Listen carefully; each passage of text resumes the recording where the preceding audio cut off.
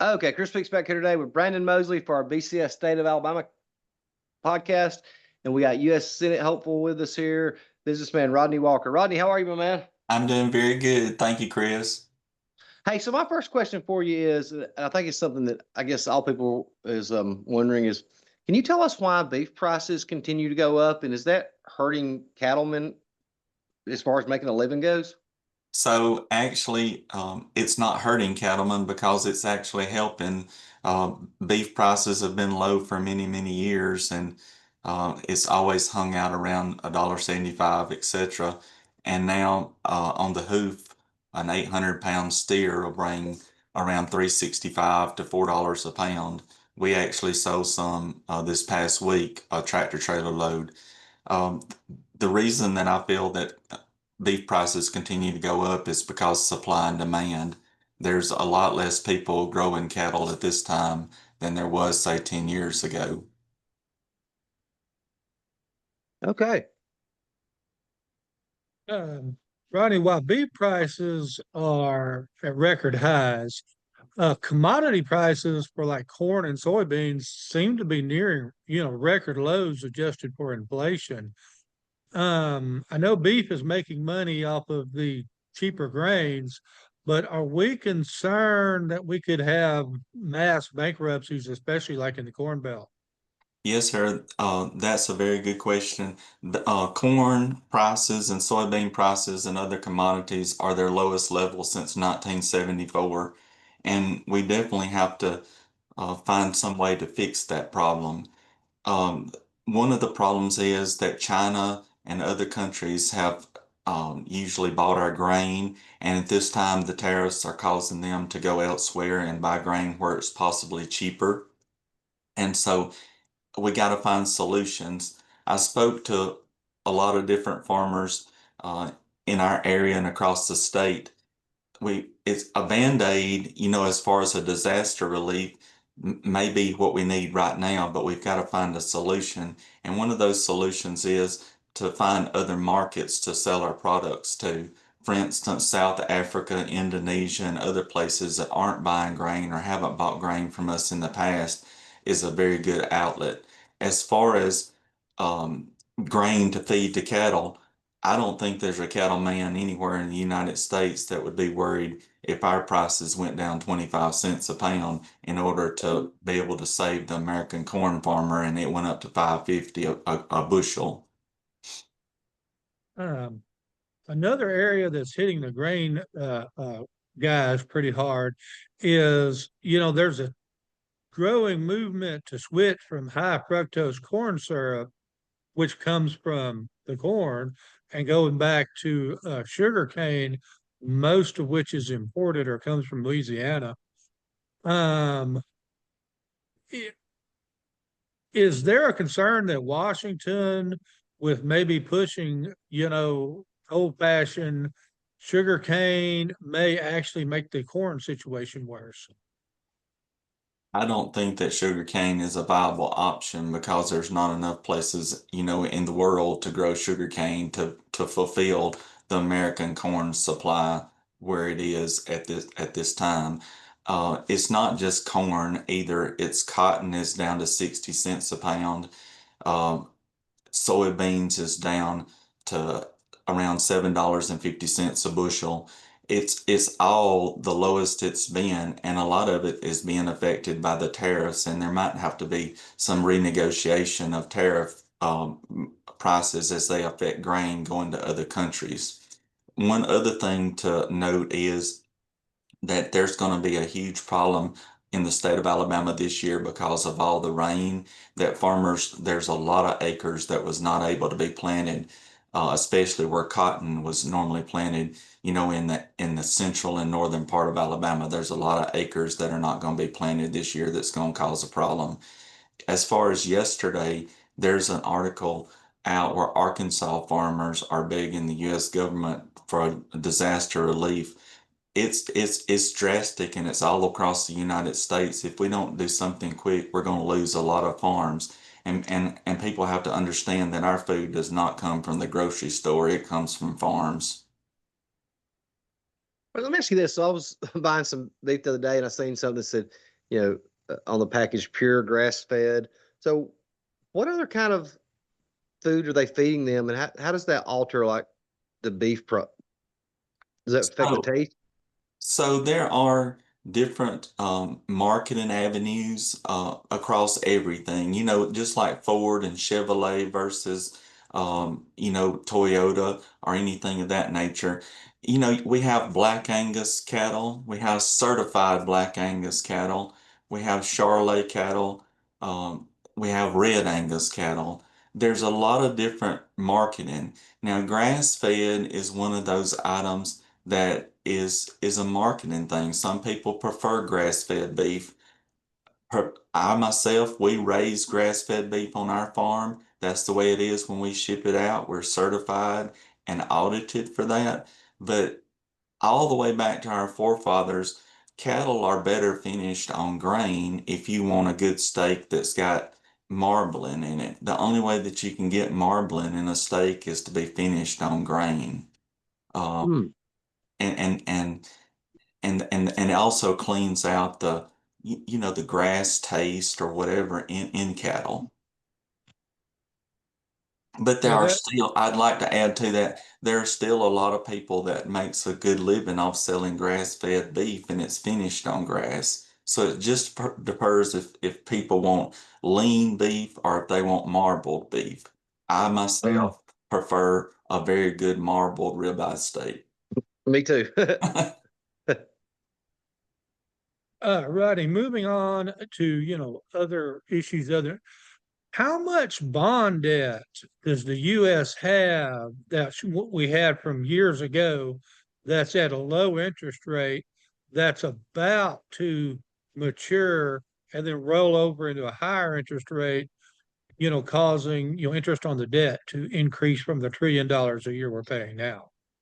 Brandon, I'm sorry, but I don't have that exact number. But what I would like to say is I wish that these tariffs that we're gaining that are bringing in billions and billions of dollars, I wish that that money was applied to our national debt to lower that down. I strongly believe that we need to balance the budget and not spend more than we have coming in. If we don't fix our budget problems and if we don't fix our national debt, we're just leaving a legacy for our grandkids that they're never going to be able to pay back. So let me ask you this, Rodney. You've jumped in a race with, some big names. You got Attorney General Steve Marshall, Congressman Moore. There's rumors that Congressman Brooks is probably going to get in the race. I've even heard Judge Moore may run. How do you overcome these opponents' name recognition? Well, I would like to say that I'm not a career politician. As a matter of fact, I'm not a politician. I'm a businessman and a farmer. And, our campaign is strictly a grassroots campaign, out seeing people and talking to people and, shaking hands the old-fashioned way. Yes, I don't have the same name recognition, and a lot of those people do. I do have friends all over the state of Alabama that I'm very proud of.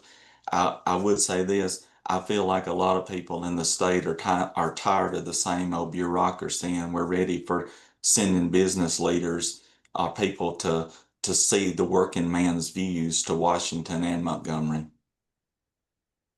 Ronnie, in the 80s, if you remember, we had Ronald Reagan.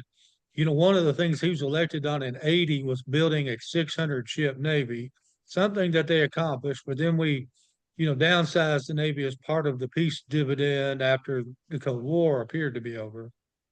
Now we're struggling to build ships, and we're over a year behind on Virginia class submarines.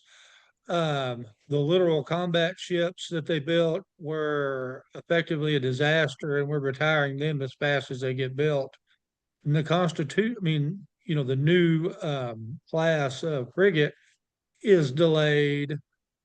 The Zumwalt class, apparently they're not going to increase those number of destroyers. And then the Ford class carriers cost multi-billions of dollars. What are we doing wrong that we apparently have forgotten how to build ships or can't hire people to build ships? Well, there is a shipbuilding facility in Mobile. I'm very proud that Alabama is structured with, we build airplanes, we build ships, we build cars, we build tractors, we build a lot of different things. The problem from my perspective would be Ronald Reagan was one of the best presidents that we've ever had in the United States. At that time, we had a great working force of people. It seems like, after that we quit spending as much money on the military and we kept cutting. In the Obama generation, we closed National Guard armories and we closed bases and that type of thing. We've constantly reduced our military, and I don't like that. My grandfathers were veterans, my dad's a veteran. I believe that we need to spend money on the military, but the problem is that we cut and cut and cut, and now we're at the point where we got to build it back up. We saw a parade of the 250th anniversary of the Army in Washington, and we have a lot of good equipment, but as you mentioned, our Navy is deteriorating away, and we've got to fix that. One problem I would like to say is we went through a generation after that where we took trade school out of our school systems. So we no longer taught people how to do welding, auto mechanics, carpentry, and all that type of thing. We thought everyone, needed to go to college and get a degree for a business associates or a legal degree and that type of thing. We've recently started working on teaching our kids back through trade and industry and so forth, community development. But we've got to work in the high school department to get our kids trained back on trade and welding and carpentry and all that type of thing to be able to put our workforce back to where it was before. Rodney, if you got to Washington, is there a certain piece of legislation that you'd want to introduce first? One of my first pieces of legislation, well, let me say this first. I would really like to succeed on the slot that Tommy Tuberville has on the Senate Agriculture Committee, because I feel like that I could do a lot of work there. One of the first legislative bills that I'd like to introduce would be to bring all of our pharmaceuticals back to manufacturing in America instead of being manufactured in foreign countries. Right at this time, 72% of our pharmaceuticals are being manufactured in other countries. Some of those are our adversaries. That's a way to poison our country, and I believe all that needs to be made on American soil. I would introduce tariff legislation to bring all of that back to America. Rodney, for most of modern history, the U.S., like most of the world, banned pharmaceutical advertising. We took away the ban, and now, you've got all these new and, supposedly better drugs that are on TV, just constantly blasting their message, their message that this is a better treatment and it's cheaper, not cheaper, more effective and cooler, and you look cool and you can dance around like those people on the commercials do. But do we need to go back to banning pharmaceutical advertising, because the share that the drug companies get of our healthcare dollar, that percentage has ballooned. Stuff here costs way more than in other countries. Is a lot of this artificial demand created by advertising? Brandon, I don't know that we have to ban the pharmaceutical advertising. I do agree with you that it's almost every other commercial on TV. But the only thing is doctors still have to prescribe those. So the only way that you can get one of those drugs is by asking your doctor to change it, or if he's in agreement with that and he's the professional, he or she is the professional that should, prescribe what you need. Rodney, let me ask you this. We've had, the crisis on the border for years. We've got the Ukraine war going on, threats. What do you think is the greatest threat to American security right now? I think the greatest threat to American security still lies on our own soils. There are there are training facilities in Alabama. There are training facilities scattered across the United States where there are people that they own the property and so forth, so you can't go in and and take it out. But in other words, the training of our adversaries um, and people of that nature on our own soil is our greatest threat, in my opinion.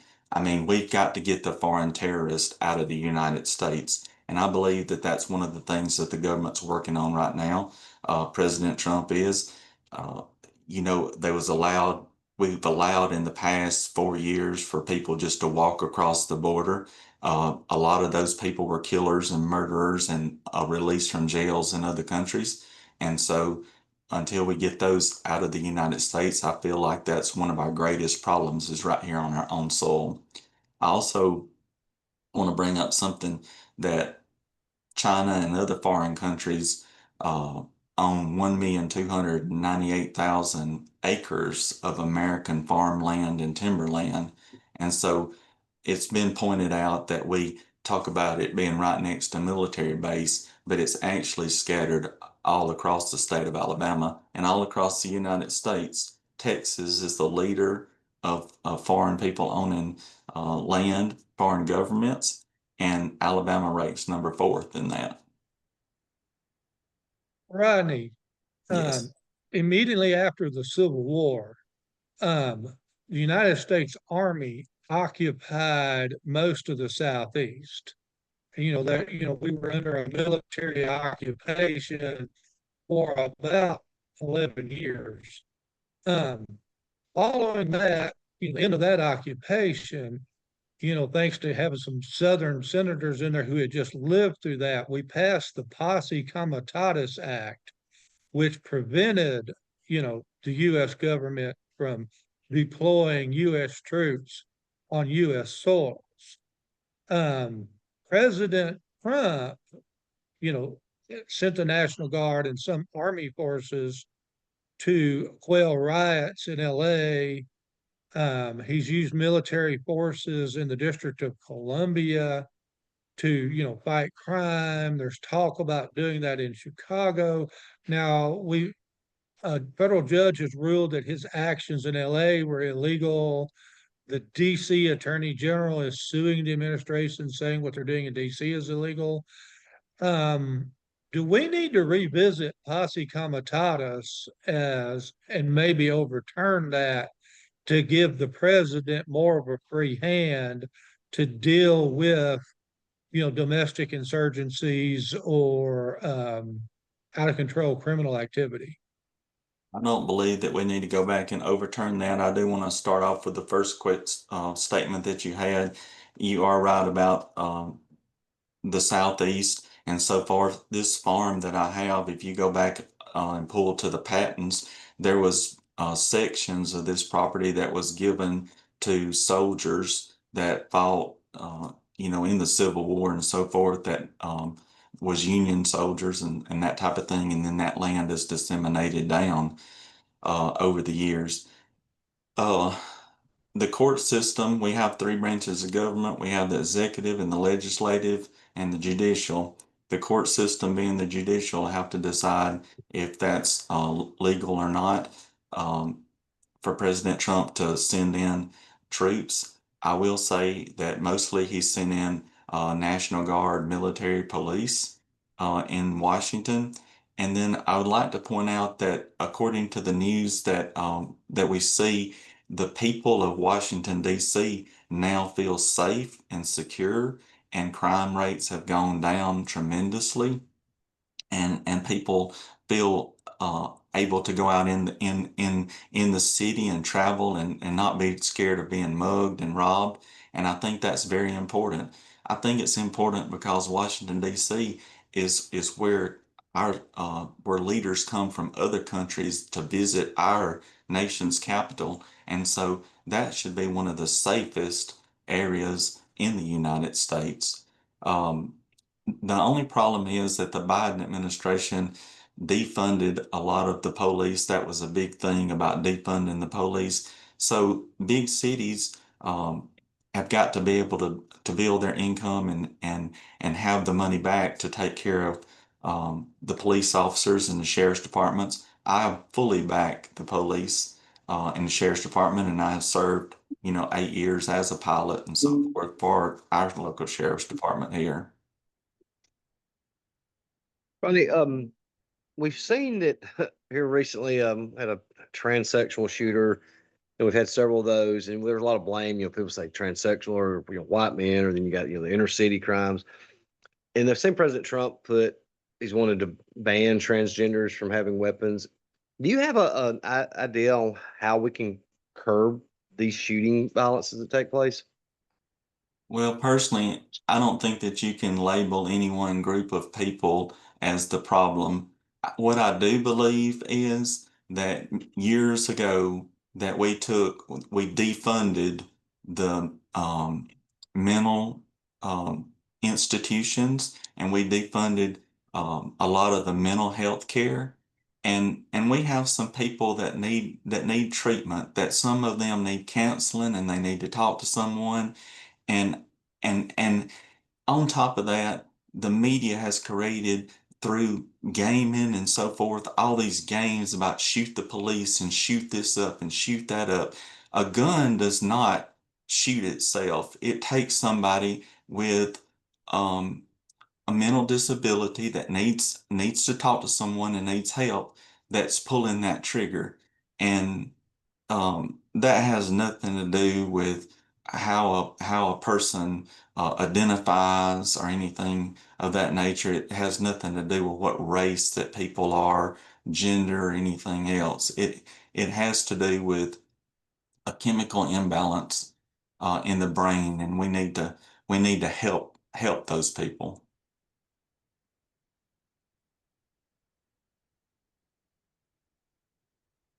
Brandon, your mic's there you go. Along that same line, do we need to consider maybe banning first person shooter games? A lot of times they're shooting zombies or they're shooting aliens, but you know, games where you point at a screen all day long and you're just, creating mayhem with your pistol or an AR or something. Um, most of us can play that and we don't want to actually live that in real life. But apparently for a minority, that seems to be, they take it too seriously and then they want to go act out that fantasy. So, I'm a strong believer that government needs to be smaller and not larger. And I don't know if we need to make a law about every single thing that there is. However, I do agree that we have a problem with games that constantly, all day long, shoot up the police or shoot up the city or whatever, and you get points for that. I believe after a certain amount of time that your brain becomes focused on that, and you just believe that that's what's right or wrong to do. I would like to say that I don't think that that's a minority issue. I think that's an issue all the way across the board. And I want to clarify this, I'm not against people gaming. There's a whole sector of people that love gaming and so forth. But I do want to point out this, that at 56 years old, my grandfather taught me at 4 years old how to properly use a weapon. We don't have training like that anymore, where a lot of grandparents or fathers or mothers or whoever go out and teach a child the proper way to use a weapon. A lot of people have weapons in their house. I have weapons in my house, but they're not where that somebody could just run up to them and grab them. And, a child that doesn't understand, it's like you want to take that weapon to school to show other kids, or you want to take it outside to show other kids. And then the next thing you know, you don't know how to use that weapon and somebody accidentally gets shot. And sometimes that's really what it is an accident. And then on the other hand, you have the people that buy their child an AR weapon that lives in a big city. We have, in Alabama, we have the CMP, the Civilian Marksmanship Program, that's between Birmingham and Atlanta, that people can go learn to use a weapon. There's other facilities that people could learn to use a weapon. We don't need to take away people's First Amendment rights or any other rights. We just got to learn how to teach people to use things like we was taught when all three of us were younger.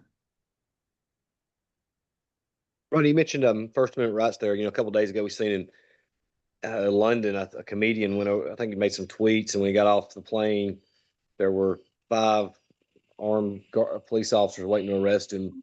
The First Amendment's always been very, the most important. It's the first. With President Trump wanting to ban flag burning, is that an encroachment on our First Amendment rights that can, that we may lose more and more by doing that?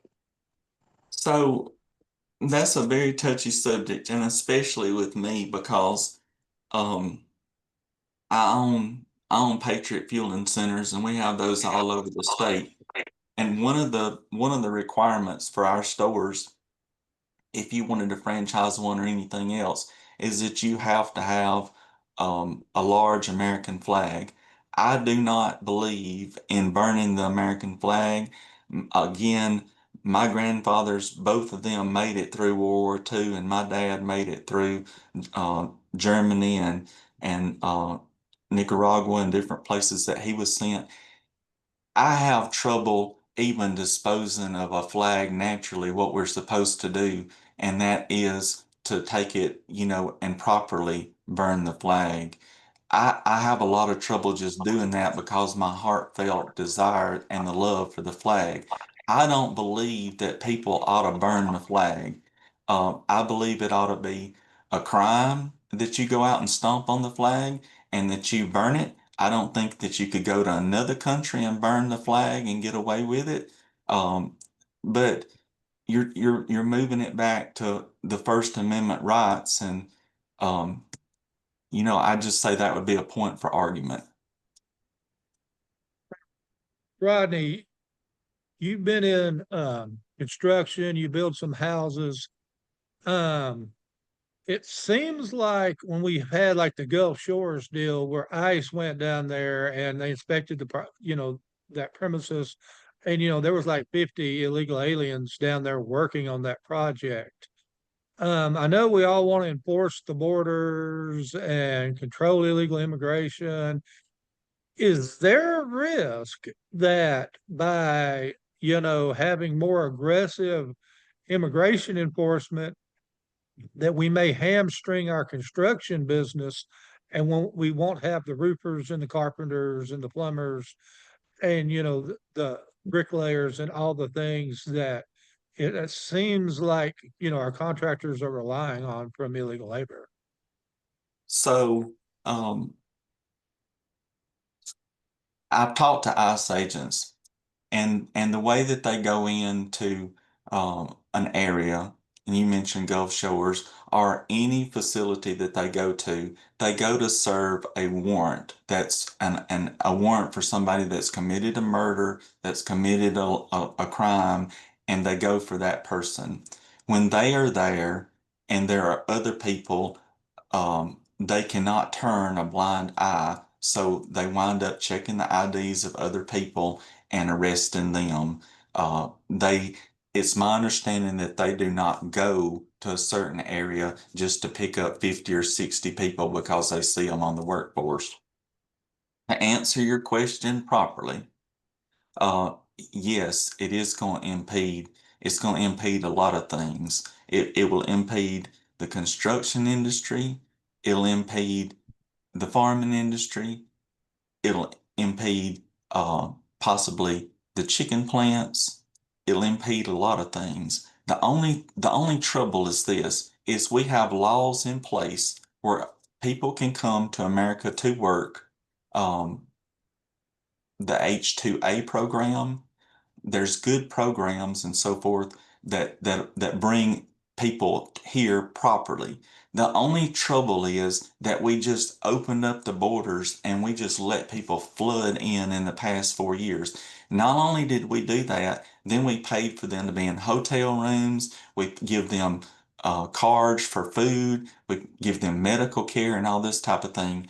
That is where the problem is, because I have a lot of friends that are of Spanish descent or other descent, but they are here legally, and they went by the proper channels to get here. I mean, even all the way to the top. President Melania, she came to America legally. Ursa Vance came to America legally. I believe strongly that the people that are here legally, that went through the due process, got their Visa card, got their green card, did everything they were supposed to do the right way, it bothers them and they feel discriminated against if somebody else can walk across the border and walk onto a job and not have to follow any other of the requirements. Everybody in America should be required to follow the law and to pay their income tax just like you and I do.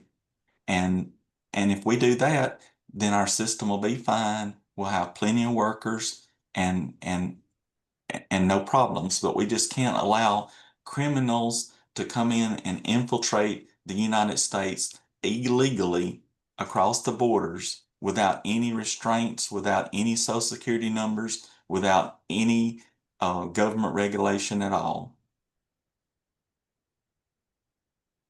Rodney, Ronald Reagan declared the war on drugs, and since that time, it's been a losing fight.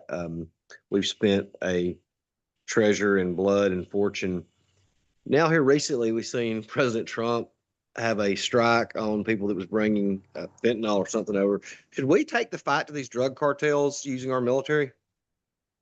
I believe we are taking the fight to the drug cartels when they're out on the open waters at this time in the Gulf of America. Last week, I believe it was, or 2 weeks ago, there was one of those boats that was shot, devastated. I believe there was 7 to 9 people that was on board of that boat that were deceased. Um, we're not going to be able to go to Mexico with our armed forces and stop the cartels, but we're definitely going to be able to stop that from coming across our borders. Um, when they build a wall and secure the border, you'll stop it from driving across. I think that we have a lot of inspections and things that are in place at this time. If trucks try to bring it over, I think that the Coast Guard does a great job, but there are a few boats that are sneaking through. I don't think there's any way to get an aircraft across that's hauling drugs, but everything, no matter what there is, there'll always be some infiltration, but I think President Trump's doing a great job of stopping the drug cartels from shipping fentanyl and things in to our people right now.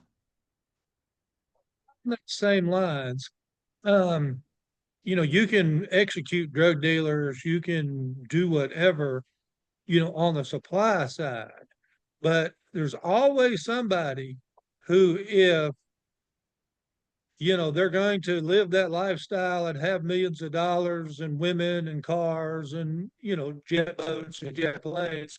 Hey, we'll accept that they're going to spend the last 20 years of their life in prison, or that they're going to go for a firing squad at some point or something. They'll still do it because, they're not thinking long term. They just want that short term, I've arrived, I'm making money deal.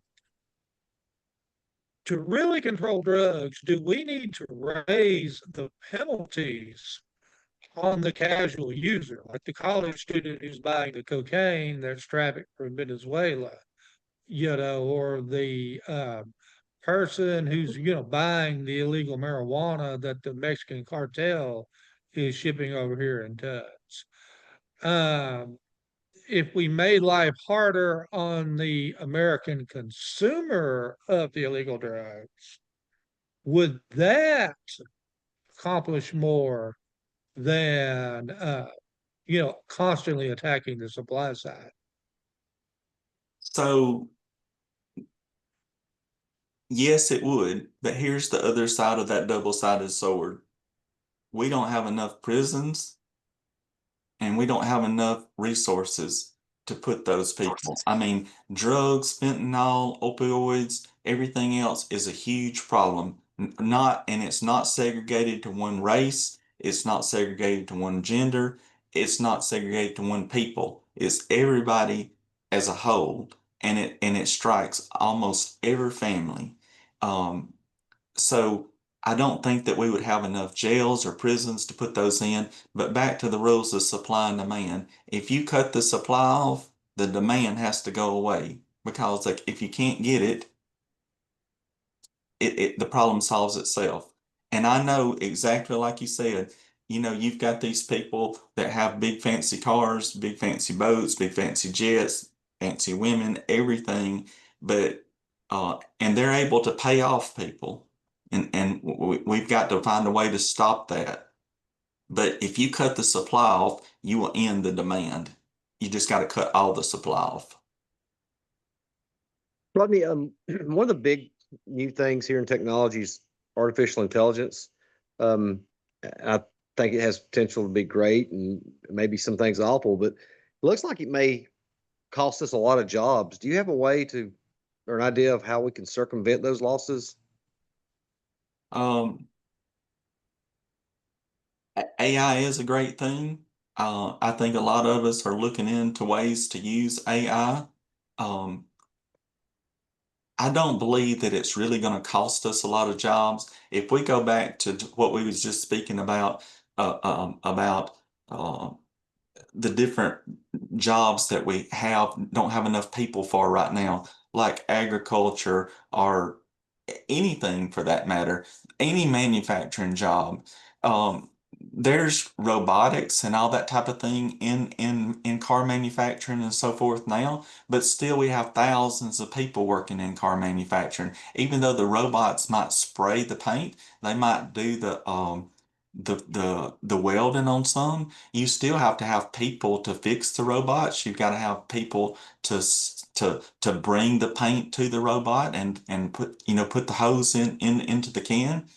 Um, I don't believe AI is going to like demolish the entire workforce. I think that bringing jobs back to America, like Trump's trying to do, and other people are trying to do, there are plenty of jobs for people if they want to work. And the government kind of has to get out of the job business, the business, the manufacturers and the business people, they're the people that needs to hire, the people. We need to get people off of welfare roles and stuff like that and get them to work. I do not believe that AI is going to take away jobs. I believe it helps you to write letters. It might help with some trading things. It helps with different things, but I don't believe it's going to take away any jobs. Rodney, those of us who are over 50 remember the Cold War, and we remember, I mean, there were whole U.S. divisions, some of which don't exist anymore, that were based in Germany. There were F-4 fighters, with nuclear weapons based in England.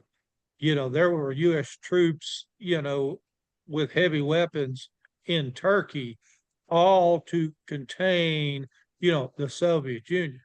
The wall fell, the Cold War is theoretically over, and it seems like Russia is more of a threat now to cause trouble than it was, almost as much as it was back in the 80s. Do we need to reassemble that massive U.S. presence in Europe that was a thing from the 50s, 60s, 70s, all the way up to about 1990? Or does Europe need to take, a more of a role in their own defense? So I am one of us that's over 50, and I do remember the Cold War. Um, I would assume that a lot of that military equipment probably got sold or disseminated to other nations, and I wish that we had a lot of that back. Um, I think personally, President Trump is a very good peacekeeper. I'm not just tooting his horn. I'm trying to say that for the first time that I can recall in my lifetime, President Putin and President Trump have met. That all the countries seem to be coming together at the table. They may not come together at the same time, like then Putin went and had a meeting with China and other countries. I don't feel like that Russia is a larger threat to the United States now than they ever have been. And I want to say something that you may disagree with, but as we saw the war in Ukraine progress, we saw in the beginning or through the war, we saw tanks from Russia running out of gas, being parked, drug around by Ukrainian farmers with tractors. Russia is a force to be reckoned with, but probably China and Japan are forces that we should have our eyes on more. My granddad said that at the end of World War II, that China and Japan would take over the United States without ever firing a shot. That's what they said. And we have let them ease in to different spots in our country and take over a lot of things. And that goes all the way back to the very beginning of this conversation where we was talking about that they bought a majority of our grain. Now they're not buying the grain. We're about to put all the farmers out of business. They're buying up our land, all that type of thing in our own country. But to answer your question again, I don't think that Russia is a worse force to be reckoned with now than they was in the Cold War. I actually think that at this point in time that everybody seems to be coming to the table and President Trump trying to have peace around the world. There is less I hope that there's less fighting today than there was the day before. I know that we still have pockets. I know that the Gaza Strip, that there's trouble in the Gaza Strip. But as far as Ukraine and Russia and different countries like that, they're on the verge of having a peaceful settlement and negotiation. It's just got to have the things worked out. And that's not going to happen overnight. It's going to take some time. But at least there's not 5,000 people dying every day now. Ron, you mentioned Putin. Mitch, he went and had a meeting with Xi and um, uh, um, oh God, I'm drawing a blank on the North Korean leader. Yes, sir.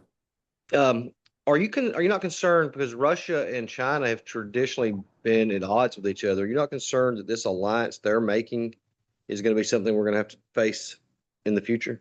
I am concerned with that, but I think that through proper negotiations and treaties and all sitting at the table and working together, that we can get that taken care of. We just don't need to turn a blind eye.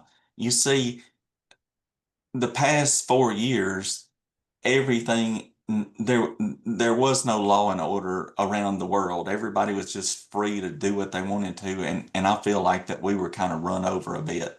But in the past 9 months, um, we're beginning to see peace, and we see things coming back in line, and people being more calm around the world. We don't see nuclear warheads going off everywhere. I mean, there's been a lot of things that's been accomplished in the past 9 months, but nothing is going to be accomplished in one day. It's going to take some time to make it all happen.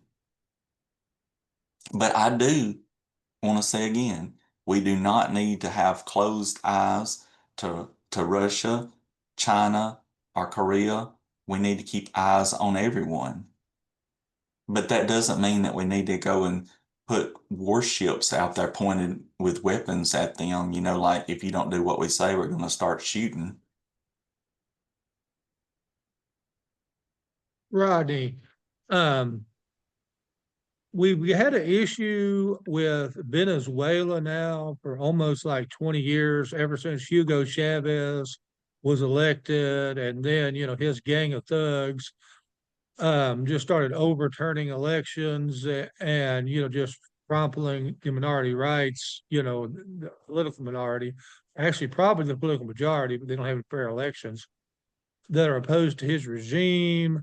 they're importing drugs and crime into our country. They've weakened us. I mean, in other countries, they're funding anti-Americanism around Latin America. Do we just need to go ahead and send the Marines and overturn that regime once and for all?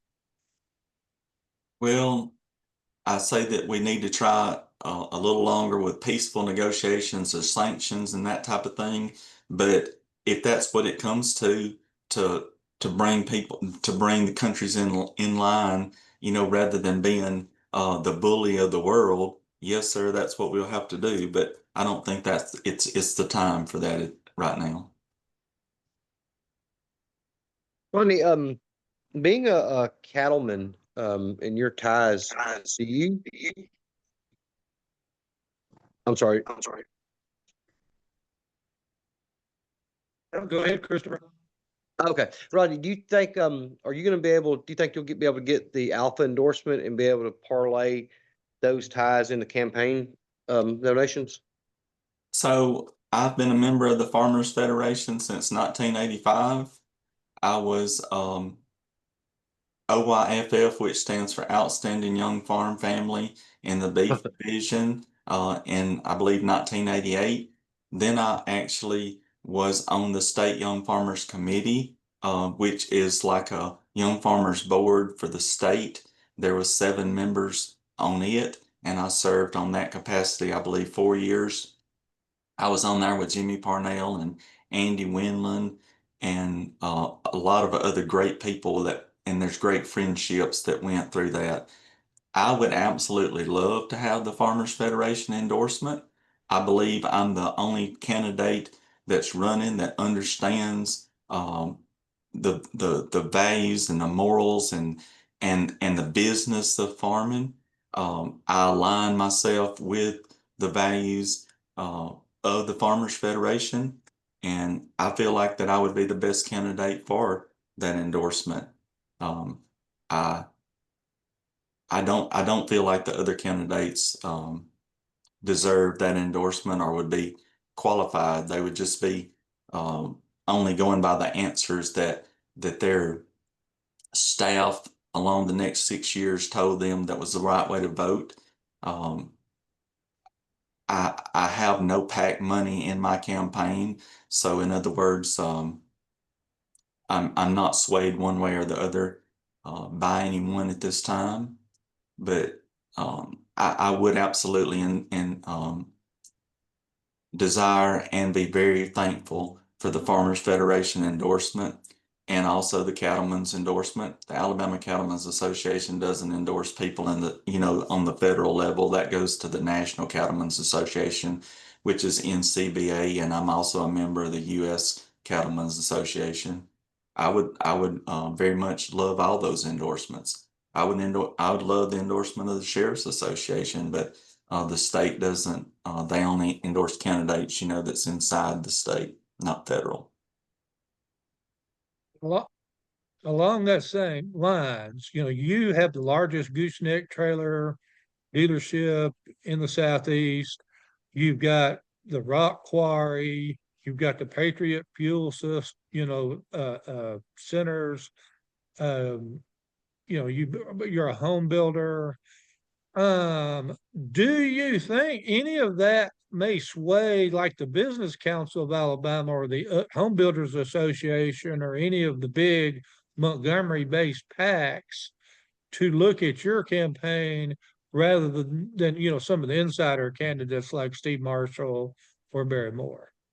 Well, I'll tell you, I certainly do hope so because I didn't join the Farmers Federation today. I've been a member of that for 40 years. Uh, and it's actually not the home builders. I'm actually an Alabama general contractor, which is, a slight bit different. They changed those laws several years ago.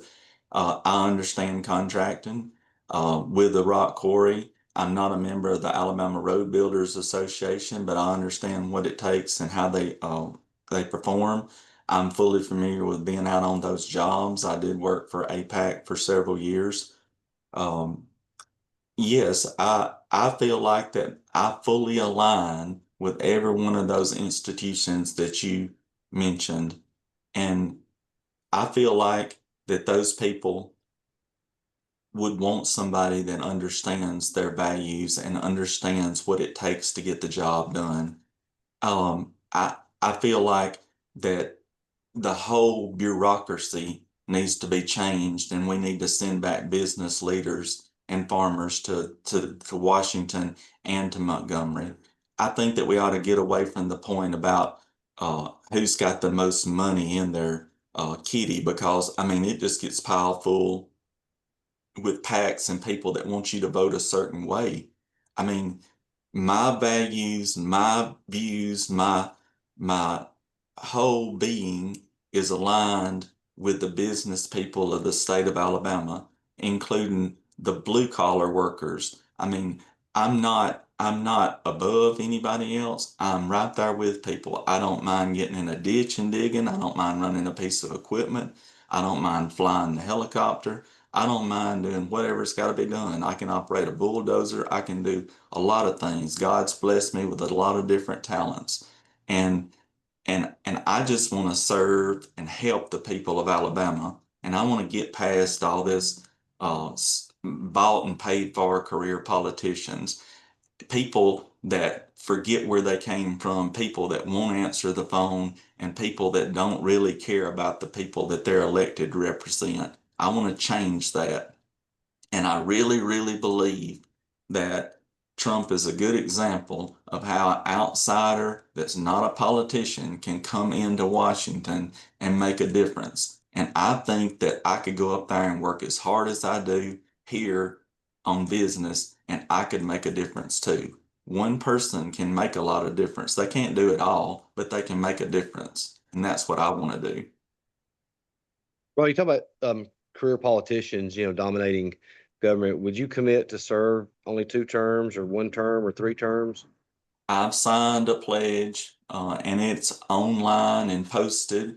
It is by termlimits.com, I believe, and you can find that online. I'm the only person that signed that pledge that's running for state Senate.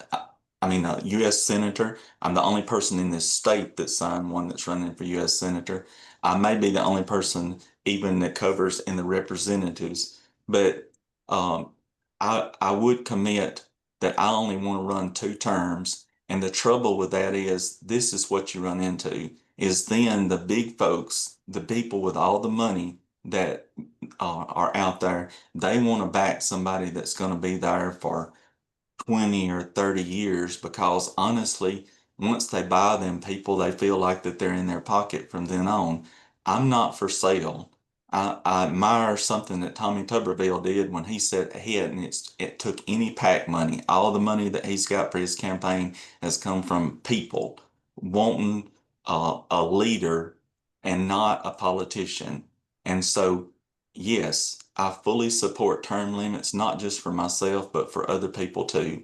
And don't get me wrong, I think people that are there have done great things, but it's time for a lot of the older people to retire and let some young blood come in, just like things that we've talked about in this interview or podcast. A person that might be 80 years old that's representing our country does not understand AI or different things of that nature. Yes, there's people on their staff that can help them and try to understand that, but as to our country to run efficiently needs new blood involved in all aspects of it. And that's where I'm at. Rodney, we've kept you over 50 minutes. I could keep asking questions, but probably need to refrain from doing that. Is there something you would like to add that we haven't covered? Hey, let me ask you one more question though, before he says that. Hey, Rodney, I forgot to ask you this earlier. You talked about that you like a good ribeye with marbling on it, and that's my favorite too. How do you like it cooked? I like it medium. Okay, I'm a medium rare guy myself. Well, Sorry. I like it medium, but that's that's a warm pink center and so forth. But Yeah. I love ribeye. I'm not, I like hamburger meat and stuff like that, but ribeye is absolutely my favorite cut of meat. And honestly, I loved a good ribeye. My wife can cook a good ribeye. I can grill a good ribeye. And, you know, that doesn't make me better than anybody else. I hope everybody goes and gets some a good ribeye this weekend. So to answer your question, Brandon, it's been a very good podcast. I think we have went over a lot of questions and hopefully give a lot of good answers at the same time. I'm very thankful that you let me be on here today, you and Chris both. And I don't think I have anything to add except I would love and appreciate each person in the state of Alabama to really look at the candidates. And I encourage you to vote for a business leader and a farmer and not a career politician, not someone that's bought and paid for by big dollars, and not fat cats in Washington. Um, I'd love to be your next senator, and I promise you that I will work very hard for you. And as you heard Chris in that, Brandon in that speech that I give in Oxford, I no matter how dark it gets, no matter how cold it gets, I don't give up on my people, and you're my people. And I want the opportunity to work for you. And I appreciate y'all letting me be here today.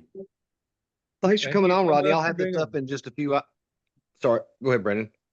Oh, I was just thanking Rodney for being on.